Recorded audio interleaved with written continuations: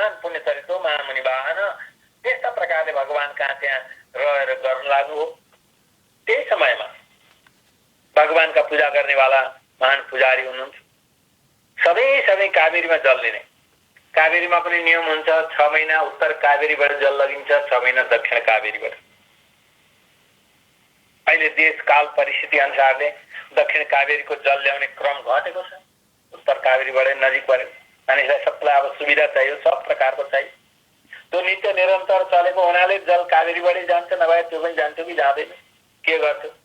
अहिले पनि रङ्गनाथ भगवानका हात्तीलाई गएर बिहानै नुहाई गर्छ हात्तीले, अनि नुहाएपछि सुनका घडामा जल भरेर त्यसमाथि जल बोक्ने व्यक्ति बसेर पर्त्रबाट छत्र चमर गरेर त्यहाँबाट धुमधामका साथमा भगवानका जल भित्र्याइन्छ। त्यही जलद्वारा भगवानलाई अभिषेक हुन्छ।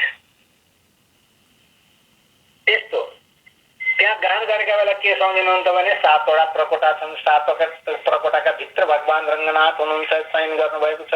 यस्तो भगवान हुनुहुन्छ भनेर त्यसरी मनमा चिन्तन गर्ने। अनि दिउँसो एकछिन फुर्सद भयो भने त्यो कावेरी किनारमा बालुवाका घेरा बनाएर त्यो बालुवा कोरेर ढुङ्गे टाउटा गरेर मसिनो बालुवा ट्याक्टर राखेर यस्तो खालेको मन्दिर भनेर ट्याक्टर नक्सा कोरेर दर्शन गर्ने थियो। त्यहाँका महान रङ्गनाथ भगवानलाई जल लानेवाला सारङ्ग नाम गरिएका पुजारी हुनुहुन्थ्यो भट्ट स्वामी। उहाँ जल लिनका निमित्त जानु आएर उहाँ चाहिँ कावेरी किनारमा त्यही बिना बजाएर एकदम गाएर रङ्गनाथ भगवानको चिन्तन गर्दै हुनुहुन्थ्यो। आँखा चिम्लेको थाहा नपाउने एउटा समाधिस्थ हुनुभएको थियो, समाधि लगाए जस्तै हुनुहुन्थ्यो।